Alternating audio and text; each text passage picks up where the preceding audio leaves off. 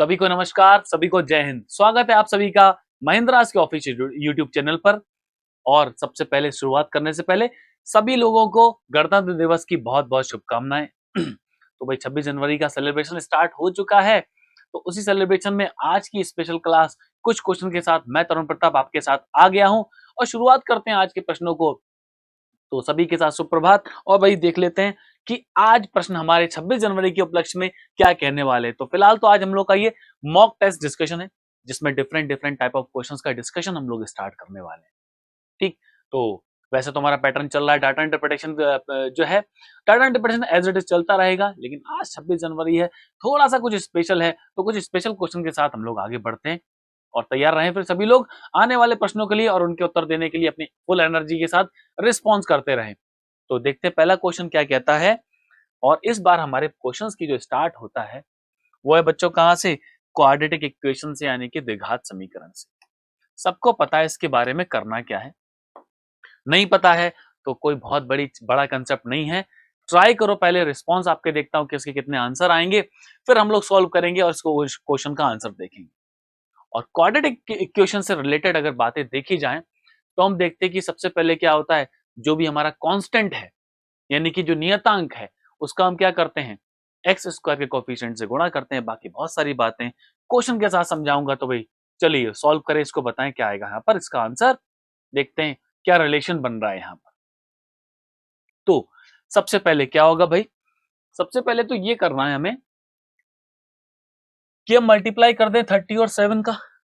ठीक, तो सभी लोग जानते हैं कि अगर हम 30 और 7 का मल्टीप्लाई करेंगे तो वो कितना आ जाएगा भाई, वो आ जाएगा हमारे पास 210। मतलब इन दोनों का मल्टीप्लाई, और 24 और 7 का भी मल्टीप्लाई कर लें तो 24 7 से कितना होता है 168, 7 4 जा 28, कैरी 2, ठीक है 168 आ जाएगा। ये हमने क्या किया, एक्स स्क्वायर के कोफिशिएंट का मल्टीप्लाई किया इस कांस्टेंट टर्म से। अब इसके बाद क्या करना है, हमें ये जो 210 है, जो 210 है, ठीक, इसको दो पार्ट में ब्रेक करना है। इसके दो मल्टीपल निकालने हैं, इसके दो गुणज निकालने हैं। और वो कैसे होने चाहिए, उन दोनों गुणज को अगर मैं जोड़ूं या घटाऊं तो 31 आ जाए, और उनको जो है गुणा करूं तो 210 मिल जाए। तो ऐसे करने के लिए हम क्या करते हैं, अभाज्य गुणनखंड विधि लगाते हैं। ठीक, आज सारे प्रश्न इस प्रकार से, आगे आने वाले 3-4 प्रश्न इसी आधार पे हैं। तो पहला मैं पूरा एक्सप्लेन कर देता हूं कि हम लोग एग्जैक्टली करते क्या है, उसके बाद हम लोग समझेंगे इसको जो है सॉल्व करने के लिए साइन कैसे लगेगा, वो सारी बातें भी। भले हालांकि आपको सारी बातें पता है, लेकिन तब भी जो लोग नए आते हैं उनको पता होनी चाहिए। तो सबसे पहले 210, भाई क्या करें, सबसे पहले हम निकालते हैं x के लिए सॉल्यूशंस की। x के लिए मान क्या होंगे और y के लिए solutions, solutions of the equation. अब सॉल्यूशंस क्या होते हैं, x और y के ऐसे मान जिनको यहां पर रखने पर हमारी इक्वेशन जो है बैलेंस हो जाती है, सेटिस्फाइड हो जाती है। तो हम जानते हैं 21 10 जा 21 धाम 210 होता है, मतलब 21 और 10 का मल्टीप्लाई करूंगा तो 210 बन जाएगा। 21 और 10 लिख दिया। और अगर मैं 21 और 10 को प्लस करूं, अभी यहां पर कोई साइन नहीं लगाना है, अभी अपने मन से नहीं सोचना है कि सर माइनस का 21 लेंगे, माइनस का 10 लेंगे। हम फाइनल आंसर की तरफ बढ़ रहे हैं, हम फाइनल आंसर बताएंगे। तो पहले तो चेक कर लें ओरली कि 21 और 10 से 31 बन सकता है। हाँ बन सकता है, यहां पर साइन लगाने की रिक्वायरमेंट नहीं। अब किसी भी क्वाड्रेटिक इक्वेशन में अगर इक्वेशन में माइनस और प्लस का साइन है, जैसे ये माइनस है और ये प्लस है, अगर माइनस प्लस का साइन है तो हमें क्या करना होता है, उसके जो सॉल्यूशंस होते हैं, उसके जो हल होते हैं, वो क्या होते हैं, दोनों प्लस प्लस फॉर्म में होते हैं। तो अब यहां पर प्लस प्लस का यूज कर लिया जाए, और उसके बाद क्या करेंगे भाई, इसको भी कोफिशिएंट, मतलब जो भी एक्स स्क्वायर का कोफिशिएंट है दोनों को डिवाइड कर दो। तो यहां से हमारे पास एक्स के सोल्यूशन बनेंगे +3, 7 1 जा 7, रिमाइंडर आएगा 3, 7 4 जा 28। ये हो गया।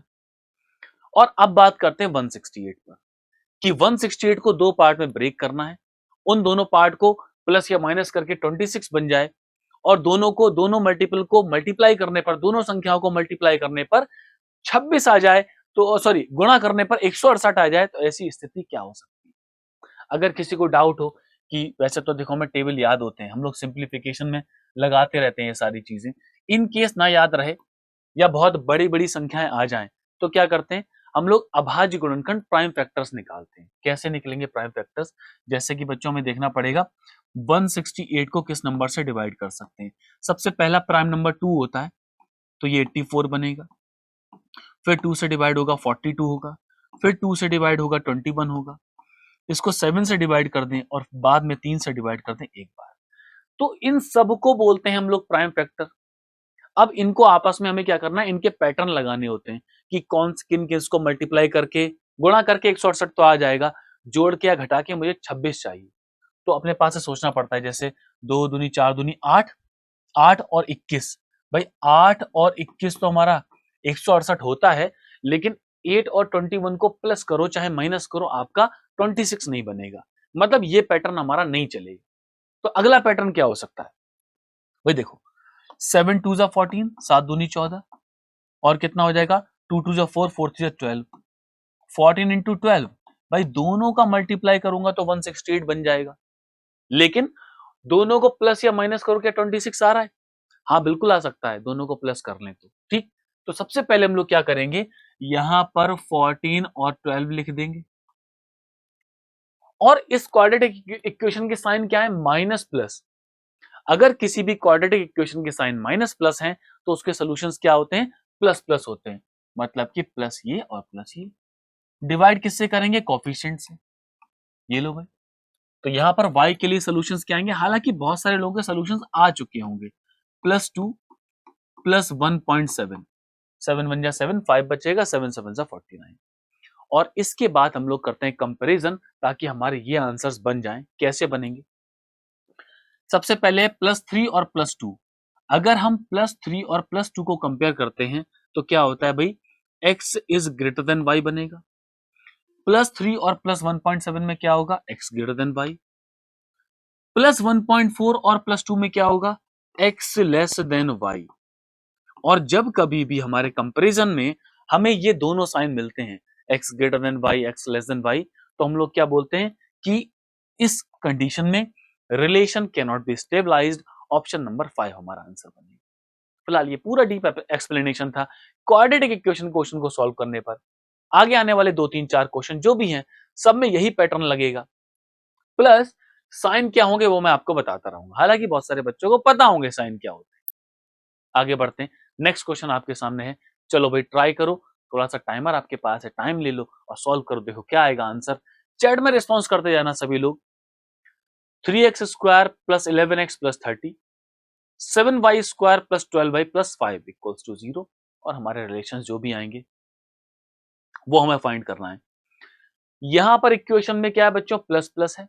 अगर किसी क्वाड्रेटिक इक्वेशन में प्लस प्लस साइन होते हैं तो उसके जो सॉल्यूशंस होते हैं वो दोनों क्या होते हैं, वो माइनस माइनस फॉर्म में होते हैं। अगर प्लस प्लस है तो दोनों सॉल्यूशंस क्या बनेंगे, माइनस माइनस की फॉर्म में आ जाएंगे।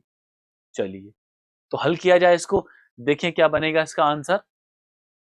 तो सबसे पहले तो होगा भाई 10 और 3 का मल्टीप्लाई, तो 10 3 होता है 30, और 30 के को दो पार्ट में ब्रेक करना है कि उनको प्लस या माइनस करने पर 11 आ जाए और दोनों को मल्टीप्लाई करने पर 30 बन जाए।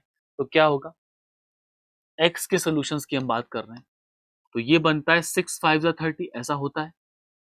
होता तो 15 2 जा भी 30 है, लेकिन 15 और 2 से प्लस या माइनस करने पर 11, ये 11 नहीं बनेगा, इसीलिए हम लोग क्या करते हैं 6 और 5 को एक्सेप्ट कर लेते हैं। और इस इक्वेशन में प्लस प्लस, अगर किसी क्वाड्रेटिक इक्वेशन में प्लस प्लस साइन है तो उसके दोनों सॉल्यूशंस क्या होते हैं, माइनस माइनस फॉर्म में होते हैं। और हम क्या करेंगे, कोफिशिएंट अगर कुछ है, भाई 1 के अलावा कुछ भी है तो डिवाइड तो करना पड़ेगा। 1 है तो डिवाइड करोगे तो कोई इंपैक्ट नहीं पड़ेगा, 1 होने पर डिवाइड करते भी नहीं है। फिलहाल डिवाइडेड बाई 3 हो जाएगा, डिवाइडेड बाई 3 हो जाएगा।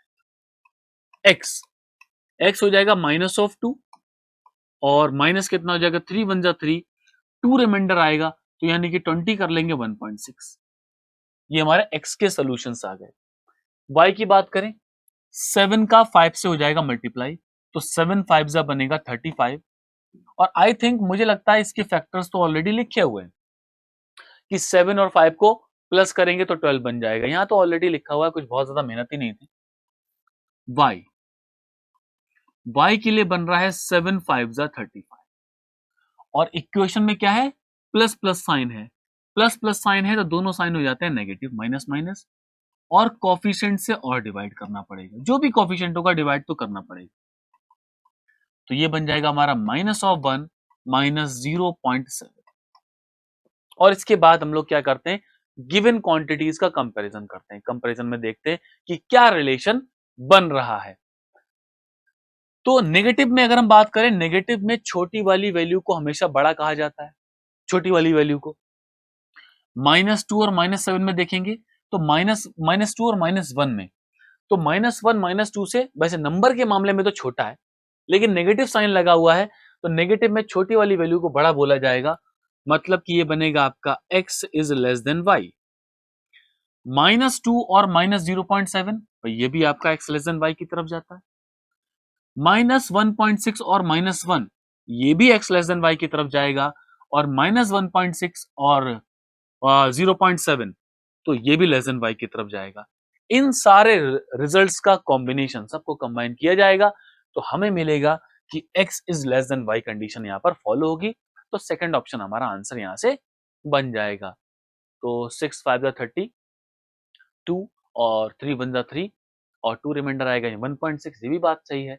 -1 तो 50 हो जाएगा, 0.7 बनेगा। आगे बढ़ते हैं अगले क्वेश्चन की तरफ। वैसे सभी के आंसर यहां तक के सही हैं, डेफिनेटली यही उम्मीद है, क्योंकि काफी क्वेश्चंस हम लोग प्रीवियस क्लास में, प्रीवियस सेशंस में क्वाड्रेटिक इक्वेशन पर डिस्कस कर चुके हैं। सुबह मॉर्निंग में 8 बजे आरंभ बैच चलता था, वहां पर तो 2 दिन पूरा डिस्कशन ही क्वाड्रेटिक इक्वेशन का था, तो काफी कुछ लोगों के कंसेप्ट क्लियर है इसको लेकर। अगला क्वेश्चन देखा जाए। क्वेश्चन आपके सामने है, टाइमर स्टार्ट हो चुका है। सबसे पहले ट्राई कर लें क्वेश्चन को और बताएं क्या आएगा इसका आंसर। वही सेम कंसेप्ट, सेम कहानी हमें लगानी है, और देखिए भाई क्या आएगा इसका आंसर।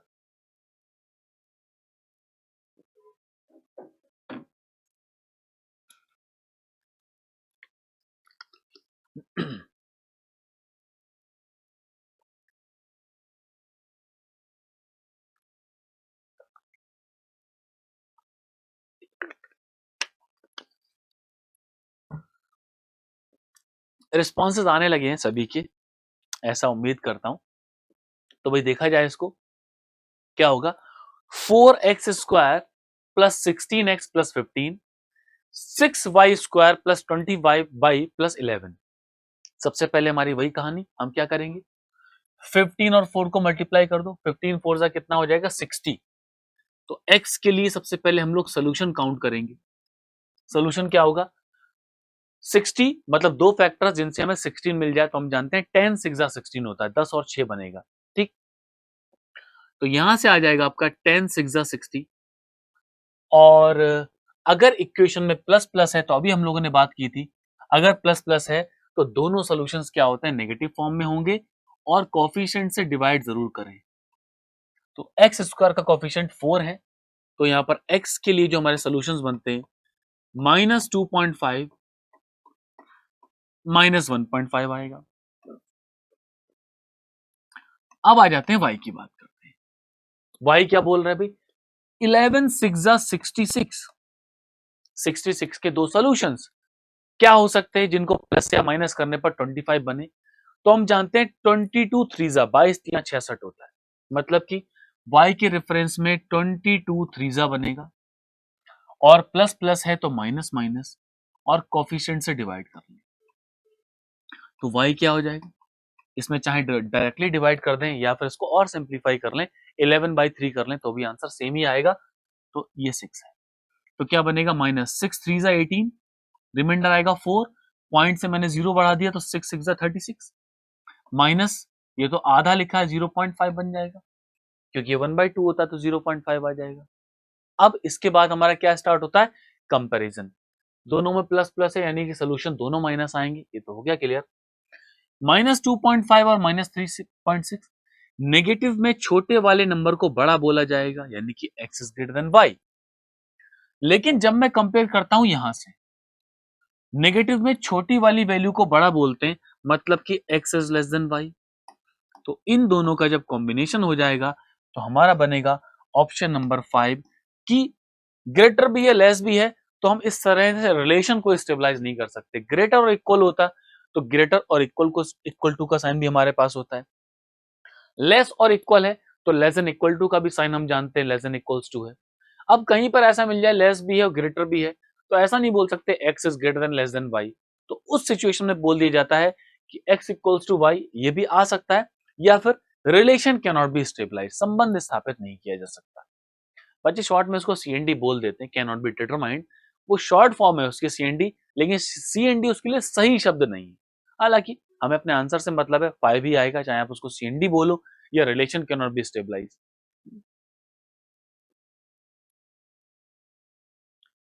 नेक्स्ट क्वेश्चन ट्राई करो भाई, और चैट में अपने रिस्पॉन्सेज देते जाना, इनके आंसर्स जो भी आए। P और Q है इस बार, वेरिएबल कुछ भी हो सकता है, X और Y वेरिएबल ले सकते हैं, X और Y में रिलेशन होगा, अगर P और Q को लेंगे तो P और Q में रिलेशन आ जाएगा। देखिए भाई क्या आएगा आंसर इसका। तो सबसे पहले तो क्या करेंगे, सबसे पहले हम इक्वेशंस को सॉल्व कर लें। सॉल्व करने से पहले एक बात पता होनी चाहिए कि अगर किसी भी वेरिएबल की इवन पावर है, समघात है, तो उसके दो सॉल्यूशंस आते हैं, पहला वाला प्लस की फॉर्म में होगा, दूसरा वाला माइनस की फॉर्म में होगा। और अगर किसी वेरिएबल में ऑड पावर है, विषम घात है, तो हम क्या करते हैं, तो उस केस में केवल प्लस वाला रूट ही कंसीडर किया जाता है, प्रिंसिपल रूट जिसको हम बोलते हैं। तो अगर हम पहले वाले केस में p को सॉल्व करें तो p इक्वल्स टू आएगा स्क्वायर रूट ऑफ 169। p की पावर क्या है भाई, p की पावर है ऑड नंबर, तो only +13 will be the correct solution. ऐसा कई बार बच्चे करते हैं कि सर इसका p स्क्वायर कर दें, p स्क्वायर कर दें तो ये +-13 होगा। तो p स्क्वायर करने पर तो हमने क्वेश्चन चेंज कर दिया, हम अपने पास से क्वेश्चन चेंज नहीं कर सकते। हाँ, सिंप्लीफिकेशन करते हैं तो सिंप्लीफिकेशन में ऐसा हो जाता है, क्वेश्चन में कैलकुलेशन में ऐसा किया जा सकता है, लेकिन जब हम रूट्स कैलकुलेशन की बात करते हैं तब हमें क्या करना पड़ेगा, इवन या ऑड पावर को देखना पड़ेगा। अब यहां पर आ जाओ Q square, so Q square equals to आएगा आपका 169, ठीक, 169, और वो भी स्क्वायर रूट ऑफ 169, ये हो गया। अब यहां से Q की वैल्यू कैलकुलेट करें, Q की वैल्यू कैसे कैलकुलेट होगी, वैसे तो रूल क्या है, दोनों तरफ हम इसका क्या कर दें, स्क्वायर रूट कर दें, तो स्क्वायर रूट का मतलब पावर 1/2, तो ये Q हो जाएगा पावर 1/2, सिंप्लीफिकेशन में ऐसा कर सकते हैं। ठीक, तो Q स्क्वायर इक्वल्स टू 169 है, 169, तो Q इक्वल्स टू क्या हो जाएगा भाई, Q इक्वल्स टू होगा +13 और -13। ऐसा क्यों किया गया, क्योंकि Q की जो पावर है वो इवन पावर है, यानी कि समघात है। तो अगर इवन पावर है तो हमें क्या करना है, जितने भी सॉल्यूशंस आएंगे, 3 4 6 नहीं सॉरी 3 नहीं आएंगे, 4 6 8 12, वो सारे प्लस और माइनस के कॉम्बिनेशन में होंगे। चलो भाई कंपेयर करते हैं, +13 और +13 P इक्वल्स टू Q, +13 और -13 P is greater than Q, तो इन दोनों का कॉम्बिनेशन क्या कहलाएगा, P is greater than equals to Q, मतलब कि option number third will be the right answer for this question. Very good, सभी के रिस्पॉन्स आ चुके हैं, बढ़िया, अच्छी बात है, वेरी गुड। आगे बढ़ते हैं अगले क्वेश्चन की तरफ। नेक्स्ट क्वेश्चन, बहुत कुछ प्रैक्टिस हो चुकी है, तो जल्दी से इसका आंसर सभी लोग चैट में करते जाओ, बताओ क्या आएगा इसका answer. P square plus 5p plus 3 plus 6 2q square minus 11q plus 15, क्या बनेगा इसका आंसर। और जो लोग होशियार टाइप के लोग हैं वो इस क्वेश्चन को देखते ही मुझे लगता है 4 से 5 सेकंड में इसका आंसर कर सकते हैं कि क्या आएगा। कैसे होगा आंसर वो भाई, अगर किसी क्वाड्रेटिक इक्वेशन में प्लस प्लस है, क्वाड्रेटिक इक्वेशन में, तो उसके दोनों सॉल्यूशंस होते हैं माइनस माइनस की फॉर्म में। मतलब कि अगर मुझे p के सॉल्यूशंस जो भी आए कुछ भी, नंबर कुछ भी लिखा हो, लेकिन यहां पर प्लस प्लस है, तो दोनों सॉल्यूशंस माइनस माइनस की फॉर्म में होंगे।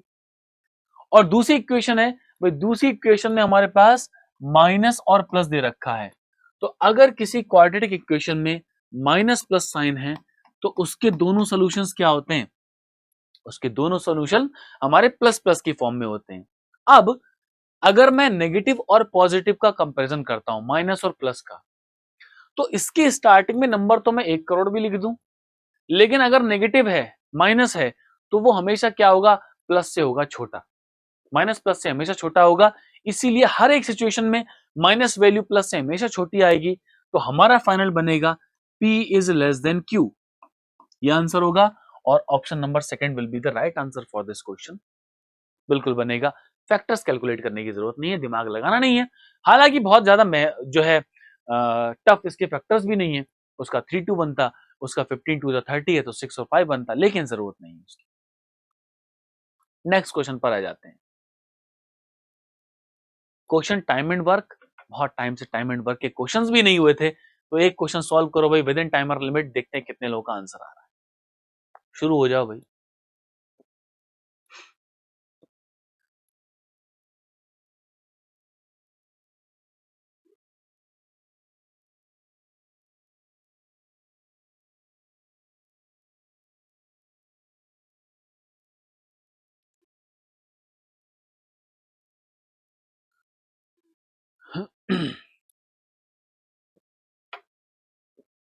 ओके, सॉल्व करते हैं इस क्वेश्चन को। क्या लिखा है, P can do a piece of work in 20 days, Q in 30 days. P 20 days में कर रहा है, C और Q 30 डेज में कर रहा है। They work together for 7 days, उन्होंने ठीक है 7 डेज तक एक साथ वर्क कर लिया। Then both leave the work, then R finishes the remaining work in 20 days. So R completed the remaining work, whatever be the remaining work has been done by R in 20 days. R करता है उसको in how many days? C, it should not be C, it should be R here. So in how much time R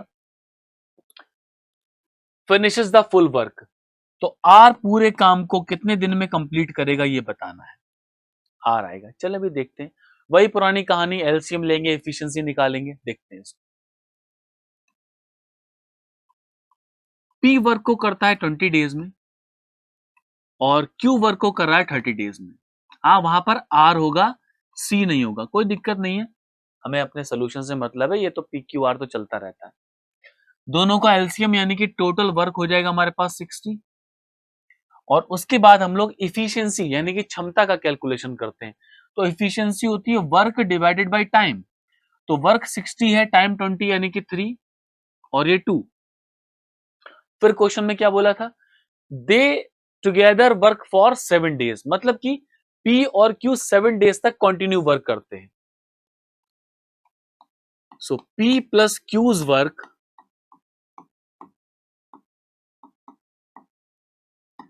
in 7 days, भाई 7 days में कितना होगा, अपनी efficiency के according हर एक पर्सन वर्क करेगा। 2 + 3 मल्टीप्लाइड बाय 7 मतलब कि 35। तो जब तक हमारा वर्क कंप्लीट हुआ था 7 डेज का, तब तक क्या हुआ, 35 वर्क हमारा कंप्लीट हो चुका है। कहां से, आउट ऑफ 60 में से। तो रिमेनिंग कितना होगा, so what will be the remaining work, remaining work should be 60 minus of 35, 35 में 5 ऐड करेंगे तो 40 हो जाएगा, और 40 और 60 में 20 का डिफरेंस है, तो 25 वर्क है। अब इस रिमेनिंग वर्क को कौन करने वाला है, क्वेश्चन की इंफॉर्मेशन के अकॉर्डिंग आर करता है उसको, उस वर्क को, और आर कितने दिन में कर रहा है, आर करता है 20 डेज में। तो अगर आर 20 डेज में वर्क करता है, कितना भी कर रहा है, उससे हम उसकी इफिशियंसी कैलकुलेट कर सकते हैं। तो what will be the efficiency of R, so efficiency of R, efficiency कैसे निकालेंगे, जितना वर्क है और वो जितने टाइम में करता है। तो भाई वर्क तो था 25 और वो 20 डेज में करेगा, 5 से डिवाइड कर देंगे तो आर की इफिशियंसी बन जाएगी 5/4। अब इस इफिशियंसी से आर टोटल वर्क को कितने टाइम में कंप्लीट करेगा ये बताना है। So time taken by R, time taken by R to complete the whole work, to complete the whole work, because R से टोटल वर्क कराना है। Complete the whole work, so work कितना है हमारे पास 60 और डिवाइड में आर की efficiency, तो बनेगा 60 मल्टीप्लाइड बाई 4 डिवाइडेड बाई 5, 5 से डिवाइड कर लेंगे 12 टाइम्स, तो यहां से हमारा आंसर आ जाएगा लहरता हुआ 48 डेज 48 दिन ऑप्शन नंबर सी हो जाएगा।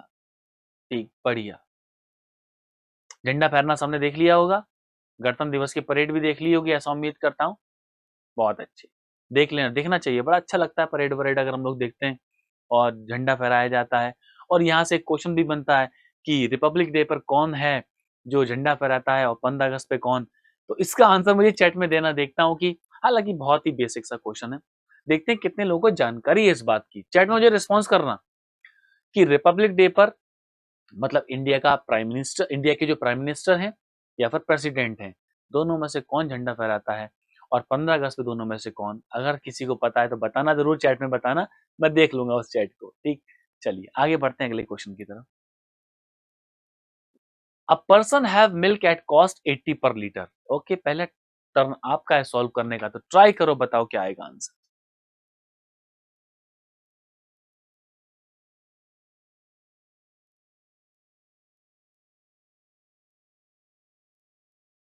एलिगेशन का रूल लगेगा और चैट में लिखते जाना कि 11.11% जो है वो उसकी फ्रैक्शनल वैल्यू 11.11% का जो है भिन्नात्मक रूप फ्रैक्शनल वैल्यू क्या होती है, चैट में लिखते जरूर जाना। देख तो मैं हर एक चीज लूंगा कौन कितना रिस्पॉन्स कर रहा है। और अक्सर बच्चे कंफ्यूज होते हैं कि 11.11 1/11 होगा कि 1/9 होगा, इन दो में ऑप्शन में से कोई एक बनेगा। तो अगर हम लोग बात करें तो भाई इस चीज को ध्यान रखना है, 11.11% ये आपका 1/9 होता है। कैसे भाई? आपने 100/9 जानते हो, जब भाग करेंगे 100/9 को तो ये 11.11 बनता है। और अगर कहीं पर 100/9% हो, ठीक है, तो ये 1/9 1/9 की फ्रैक्शनल वैल्यू बनती है। अब देखो, अब एक पर्सन है जिसके पास 80 रुपीज पर लीटर का मिल्क है। अब पूछा है कि उसमें कितना वो वाटर मिक्स करे, कितना पानी मिलाए, क्या हो कि मिक्सचर को इसकी कॉस्ट पर सेल करने पर, मिश्रण को उसके क्रय मूल्य पर सेल किया जाए तो क्या हो, उसको 11.11% का प्रॉफिट हो। तो भाई देखो क्या होगा। मिक्सचर एंड एलिगेशन में एक बात को ध्यान रखा जाए, जब कभी भी हम कॉस्ट की बात करें तो मिल्क की कॉस्ट तो हमें दे रखी है और वाटर की कॉस्ट हमेशा जीरो ली जाएगी बाय डिफॉल्ट। एलिगेशन में वाटर की कॉस्ट को हमेशा जीरो रखा जाएगा अनटिल अनलेस क्वेश्चन में हमें कॉस्ट ना गिवन हो, दे रखी हो तो ठीक है, अच्छी बात है, नहीं है तो बाय डिफॉल्ट जीरो लिया जाएगा। अब बात आती है कि इन दोनों को जब मिक्स करोगे, जब हम मिक्स करेंगे तो एक मिक्सचर की कॉस्ट बनेगी, तो वो उस मिक्सचर का कॉस्ट प्राइस क्या होगा? तो हम जानते हैं 11.11% 1/9 के इक्वल है, मतलब कि 9 अगर कॉस्ट है और एक का प्रॉफिट हुआ तो selling price should be 10 unit. Profit में सॉरी, कॉस्ट प्राइस में प्रॉफिट को ऐड कर दें 10, और क्वेश्चन बोल रहा है ये 80 के इक्वल है, तो 1 यूनिट की वैल्यू 8 के इक्वल। ये सीपी क्या है? ये 9, ये 9 क्या है? सीपी ऑफ मिक्सचर, मिक्सचर का सीपी है, तो इस 9 की वैल्यू क्या होगी? 8 9 यानी कि 72। अगर ये मिक्सचर की कॉस्ट है तो हम क्या करेंगे, इसको बीच में लगा देंगे 72। अब क्या होगा, इन दोनों का डिफरेंस, एलिगेशन क्या बोलता है, इन दोनों का डिफरेंस 0 और 72, नेगेटिव साइन का यूज नहीं करना। 72 और 80 का डिफरेंस कितना हो जाएगा आपका? 8, और इसको डिवाइड कर लेंगे, 8 9 72, 8 1 8, ये बन जाएगा हमारा 9:1। और हमने इसको 80 के इक्वल क्यों रखा, ये कौन बताएगा? आप लोगों में से चैट में बताना कि हमने इस 10 कॉस्ट प्राइस 10 को 80 के इक्वल कैसे रखा, क्वेश्चन देखकर कैसे पता चला? तो चैट में रिस्पॉन्स मिल जाएगा, चलो तो बताना क्या होगा, लेकिन हमें उसके लिए फाइंड करना पड़ेगा after selling the mixture on it's cost price, ताकि मिश्रण को उसके क्रय मूल्य पर बेचने पर, तो क्रय मूल्य कॉस्ट प्राइस कहां से डिफाइन होगा? क्रय मूल्य वो होगा जो आपके मिल्क की कॉस्ट है, दैट इज 80 पर लीटर। और क्वेश्चन ने क्या बोला है कि जब वाटर पानी आप फ्रीली अवेलेबल है, पानी उसमें मिक्स कर रहे हो, तो कॉस्ट में भाई पानी के लिए हमें कोई पैसा तो देना नहीं पड़ रहा, इसीलिए मिक्सचर को उसकी कॉस्ट पर ही सेल किया जा रहा है। कॉस्ट पर सेल किया जा रहा है, इसका मतलब 80 पर ही सेल कर रहे हैं, क्योंकि कॉस्ट में कोई चेंज नहीं आया, हम तो फ्री की चीज उसमें ऐड कर रहे हैं। आगे बढ़ते हैं, नेक्स्ट क्वेश्चन, बहुत आसान, बहुत प्राचीन, लेकिन गड़बड़ ज्यादा करने वाला क्वेश्चन। ट्राई करो सभी लोग, क्या आएगा इसका answer.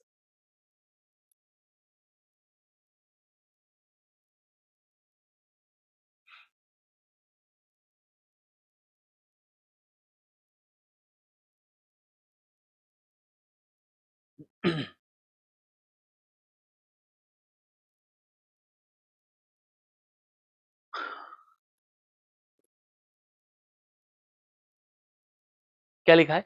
A man divided his money in two part such that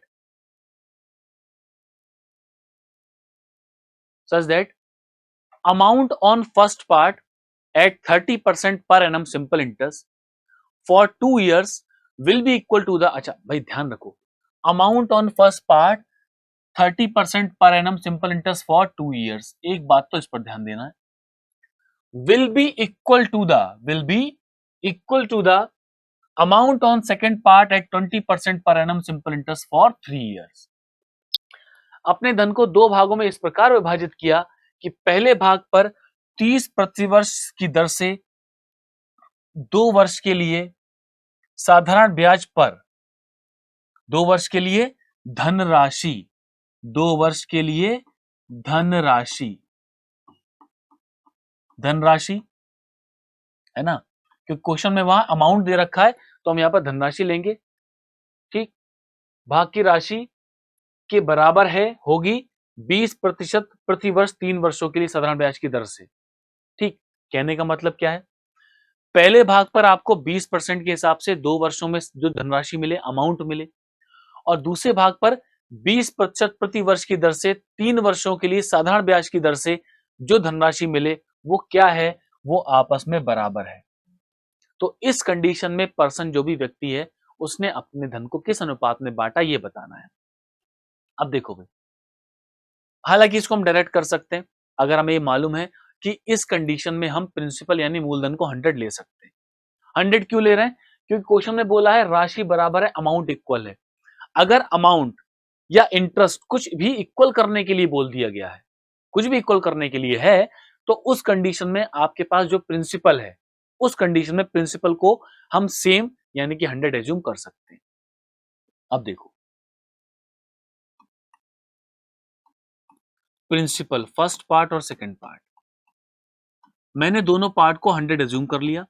मैं फिर से रिपीट कर रहा हूं कि 100 हमने इसलिए एज्यूम किया है क्योंकि क्वेश्चन में बोला है कि अमाउंट यानी धनराशि इक्वल है। ठीक, अब देखो, अब इस बात को ओरली करें। 30% है, वो भी सिंपल इंटरेस्ट, 2 साल में बच्चों 32 जा कितना हो जाएगा भाई, पहले वाले में 30% है, 2 साल का टाइम है, 60% हो जाएगा। 100 का 60% कितना होता है, 60, और 100 पर 60 अगर आपको इंटरेस्ट मिलेगा तो आपका अमाउंट कितना हो जाएगा, अमाउंट क्या होता है भाई, प्रिंसिपल प्लस इंटरेस्ट। अब ये 60 दिमाग में चलना चाहिए, है मत करना 160 कहां से आ गया, बहुत पुराना बहुत आसान क्वेश्चन है। दूसरे पार्ट पर आओ, अगर पहले पार्ट से मेरी बात नहीं समझ पाए हो तो दूसरी बात से क्लियर हो जाएगी। दूसरे पार्ट का इंटरेस्ट कितना है, 20% per annum for 3 years। Simple interest हर एक ईयर, एवरी ईयर आपको सिंपल इंटरेस्ट सेम मिलता है, तो एक साल में 20% है तो 3 साल में कितना हो जाएगा, 23 जा 60%, 60% इंटरेस्ट मिलेगा। और इंटरेस्ट कहां पर मिलता है यार, इंटरेस्ट मिलता है प्रिंसिपल पर। प्रिंसिपल हमने कितना लिया, 100, इसका 60% कितना होगा, 60, मतलब ये भी हो जाएगा 160। क्वेश्चन क्या बोलता है, दोनों इक्वल हैं, दोनों इक्वल हैं तो ये तो ऑलरेडी इक्वल आ रहे हैं, यहां पर तो ये तो बहुत आसान हो गया, दोनों अमाउंट की वैल्यू इक्वल है, हमें इक्वल करने की जरूरत ही नहीं है। अगर इक्वल है तो रेशियो क्या बनेगा, तो रेशियो बनेगा 1:1, और यहां से हमारा ऑप्शन नंबर ए बन जाएगा। अब ज्यादा ज्ञानी बनने के लिए ये शॉर्ट ट्रिक मत लगा देना कि अगर इक्वल है तो इक्वल ही आएगा, ऐसा नहीं है। ठीक है, अगर दूसरे वाले में 3 की जगह 4 साल होता तो रेशियो कुछ और आएगा, दूसरे वाले में 3 की जगह 4 कर दिया जाए तो 4 वर्ष कर दिया जाए तो रेशियो कुछ और आएगा। तो अपने पास से घर बैठ के शॉर्ट ट्रिक मत बनाना कि इक्वल है तो इक्वल आएगा। ठीक, ये गलती हो सकती है, और ना मानो तो होमवर्क के लिए ट्राई करके देख लेना कि यहां पर 4 वर्ष कर लेना और देखना क्या इक्वल आ रहा है कि नहीं, संतुष्टि मिल जाएगी। नेक्स्ट क्वेश्चन हमारा सिंप्लीफिकेशन, सबको पता है, सरलीकरण सॉल्व करना सबको आता है। ट्राई करो विद इन टाइमर लिमिट कितने लोग के आंसर आ रहा है, ये बात इंपॉर्टेंट है।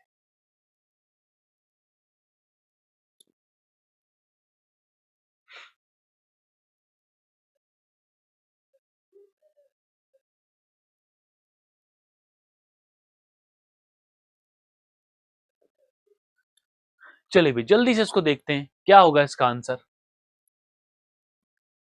क्वेश्चन मार्क की जगह तो हम एक्स स्क्वायर कर लें, इन दोनों को ऐड करें तो 20 में 10 आएगा 38 प्लस 1 यानी कि 39 इक्वल्स टू 9.09। बताने की जरूरत नहीं है, 1/11 होता है। और क्या है हमारे पास 396, जरा करिए मल्टीप्लाई, 11 3 जा 6 जा, यानी कि ये बन जाएगा हमारा 36 प्लस 286। तो यहां से एक्स स्क्वायर कितना आ जाएगा 39 और 36, यानी माइनस है तो प्लस हो जाएगा 75 आ जाएगा। 69 प्लस 75, 286 में 75 ऐड करें तो 275 में 75 ऐड करेंगे तो 350 हो जाएगा। और उसके बाद 11 और ऐड कर लें यानी कि 361। और x की वैल्यू फाइंड करना है, हमें पता है क्या होता है, किसका स्क्वायर है 19 का कि 31 का, कंफ्यूजन। 19 का स्क्वायर क्या होता है, 31 का स्क्वायर क्या होता है। 19 का स्क्वायर बच्चों 361 होता है और 31 का 961 होता है, तो कंफ्यूज नहीं होना है। x इक्वल्स टू हमारा कितना आ जाएगा 19 और उसके अकॉर्डिंग हमारा ऑप्शन नंबर सी आंसर बनेगा। करेक्ट आंसर, करेक्ट आंसर वाले सभी लोग विजेता हैं, बधाई के पात्र हैं, बहुत अच्छी बात है। अगले सवाल पर आ जाते हैं, इसको ट्राई करें। ये हम सब हमारा स्क्वायर रूट में वैल्यूज गिवन है।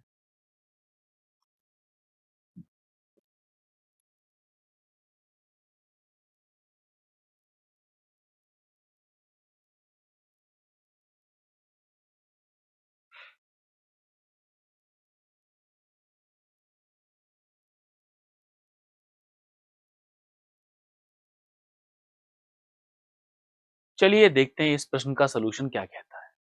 वैसे सिंप्लीफिकेशन है, क्यों ना इस क्वेश्चन को छोटे छोटे बच्चों को सॉल्व करने के लिए होमवर्क दे दिया जाए, ट्राई कर लेना, प्लस माइनस कर लेना, आंसर क्या आएगा वो देखा जाएगा। हम लोग अगले क्वेश्चन की तरफ जाते हैं, हालांकि बहुत सारे लोगों के आंसर ऑलरेडी चैट में आ चुके हैं। ठीक, नेक्स्ट, बहुत आसान, बहुत बढ़िया क्वेश्चन, थोड़ा सा ट्रिकी क्वेश्चन, ट्राई करो क्या आएगा। A certain sum of money with certain rate of simple interest becomes double of itself in 10 years। एक धनराशि साधारण ब्याज दर से क्या होती है, स्वयं का 10 गुना हो रही, सॉरी स्वयं का 2 गुना हो जाती है 10 वर्षों में। तो 2 वर्षों में समान ब्याज दर के साथ 15,000 रुपए पर चक्रवृद्धि ब्याज कंपाउंड इंटरेस्ट क्या होगा ये बताना है। सबके आंसर इस क्वेश्चन के लिए होने चाहिए, सबको पता है क्या करना है। ऐसे क्वेश्चन इस सेशन में डिफरेंट डिफरेंट डाटा के साथ, डिफरेंट डिफरेंट इंफॉर्मेशन के साथ हम लोगों ने बहुत सारे डिस्कस किए हैं अब तक की जितनी भी क्लासेस हमने ज्वाइन की हैं। तो उसमें हम लोग क्या करते हैं, सबसे पहले ये देखते हैं कि भाई डबल हो रहा है, तो डबल का मतलब क्या होता है, डबल का मतलब होता है बच्चों 100% इंक्रीमेंट, 100% बढ़ गया। भाई डबल का मतलब यही तो है, डबल ऑफ इटसेल्फ, दोगुनी, दोगुने का मतलब एक से दो हो जाए। मैथ वाले सर तरुण सर एक हैं, एक और खड़े हो जाएं, बिल्कुल वैसे डिट्टो, हम बोलेंगे अरे तरुण सर तो डबल हो गए। चक्कर ऐसा होता है कई बार, कई बार ऐसा होता है एग्जाम में जब जाते हैं और तैयारी ना हो, क्विज ना दे रहे हो, रेगुलर यूट्यूब क्लास ना ज्वाइन कर रहे हो, सारी क्लासेस आती के भले के लिए ना ज्वाइन कर रहे हो, फिर देने जाते और एग्जाम, एग्जाम कब करेंगे, एग्जाम देंगे उस दिन जाकर, उस दिन से तैयारी शुरू करेंगे जिस दिन से फॉर्म का रजिस्ट्रेशन आएगा, जिस दिन पता चल जाए कि एग्जैक्टली वैकेंसीज आनी है कि नहीं, है ना। वो सभी लोग दरकिनार कर लिए जाते हैं जो जनवरी से तैयारी कर रहे हैं। नहीं, अगस्त में नोटिफिकेशन आएगा, जून में आएगा, तब से तैयारी प्रारंभ करेंगे, तब से देखेंगे। तो फिलहाल तैयारी करते हैं, तैयारी करते हैं और फिर जुलाई अगस्त की भयंकर गर्मी में होता है बैंक का पेपर। जुलाई अगस्त सितंबर, ठीक गर्मी पड़ रही है आजकल, तो गर्मी गर्मी रहती है। और फिर जब आता है क्वेश्चन हमारे सामने, हैं अपने देखोगे तो सारे या तो लीव करोगे या तो सारे ब्रैकेट में वो साइड में लाल लाल लाल दिखेगा। पड़ोसी की तरफ अगर ध्यान कर लिया, पीछे वाले की तरफ, तो उसके सारे हरे हरे दिख रहे होंगे आंसर्स। फिर क्या होता है, फिर आते हैं चक्कर। तो वहां पड़ती है जरूरत नींबू पानी की, नींबू पानी पीते हैं, फिर एक से दो तरुण सर दिखाई पड़ेंगे, एक से दो हो गए, डबल हो गए। उसको बोला जाता है, उस बात को 100% कभी नहीं भूलोगे इस बात को, क्योंकि ये स्थिति वो सभी लोग फेस कर सकते हैं जो लोग तैयारी नहीं कर रहे। तो उस समय याद आएगा कि जब ध्यान करोगे दो दो तरुण सर, चक्कर आ रहे हैं भाई, डबल दिख रहे हैं। डबल का मतलब हो गया 100% इंक्रीमेंट, 100% बढ़ गया। और बढ़ा कितने साल में? 10 साल में। तो बच्चों रेट कितना हो जाएगा? 100 को 10 से डिवाइड कर दें तो ये बन जाएगा आपका 10%। तो 10% तो इंटरेस्ट हो गया। और हम जानते हैं 2 साल में अगर कंपाउंड इंटरेस्ट निकालना है तो x plus y plus x y upon 100 से निकलेगा। ठीक। सो कंपाउंड इंटरेस्ट, चक्रवृद्धि ब्याज 2 इयर्स में, x और y के प्लेस पर हम रेट लगाएंगे, x multiplied by y divided by 100। तो ये होता है आपका 21%। तो इस कंडीशन में कंपाउंड इंटरेस्ट क्या होगा? 21% of what? 21% of the principal, that is 15,000। तो क्या होगा? परसेंटेज में डबल जीरो कैंसिल, 150 और 21 का मल्टीप्लाई कर दो। तो 15 से मल्टीप्लाई कर दो, 15 बन जा 15 कैरी 5 कैरी 1, 15 टू जा 30 प्लस 1 31, 3150 रुपीज, 3150। और option number A should be the correct answer for this question number 11। तो याद रहेगा अब 1 से 2 कैसे होते हैं, है ना? 4 भी होते हैं, आंखें 4 भी होती हैं, वो कंडीशन दूसरी है। हालांकि अगर आंखें 4 हो जाती हैं तो कितने परसेंट इंक्रीमेंट हुआ ये आप लोग मुझे बताना मेरे टेलीग्राम ग्रुप पर, ठीक है? चलो अब अगला क्वेश्चन मिक्सचर के लॉजिक पर। ये क्वेश्चन बच्चे पार्टी आप सभी के लिए है, आज के रिपब्लिक डे का होमवर्क। ट्राई करना, ऐसे क्वेश्चन बहुत पूछे जाते हैं डिफरेंट डिफरेंट डाटा को लेकर, ये भी क्वेश्चन बड़ा अच्छा है। ट्राई करना, टेलीग्राम ग्रुप पर सभी लोग मेरे को इस क्वेश्चन का रिस्पांस देना, और आंखें 4 वाले का भी रिस्पांस देना कि कितने परसेंट इंक्रीमेंट होता है अगर आंखें 4 हो जाती हैं, बताना मुझे क्या होगा। ठीक। तो आज के सेशन में इतना ही रखते हैं। जो लोग मेरे टेलीग्राम ग्रुप पर ऐड नहीं है, मैथ बाय तरुण सर टेलीग्राम पर लिखना, एक अच्छा सा आपको ग्रुप मिल जाएगा। उसमें बहुत अच्छे अच्छे बच्चे हैं, सभी की हेल्प करते हैं, सभी के डाउट्स क्लियर करते हैं। ठीक है। तो गणतंत्र दिवस की आपको सभी को शुभकामनाएं, खूब अच्छे से तैयारी करो। एग्जाम के नोटिफिकेशन के वेट में ना बैठो कि जब नोटिफिकेशन आएगा तब उसको हम देखेंगे।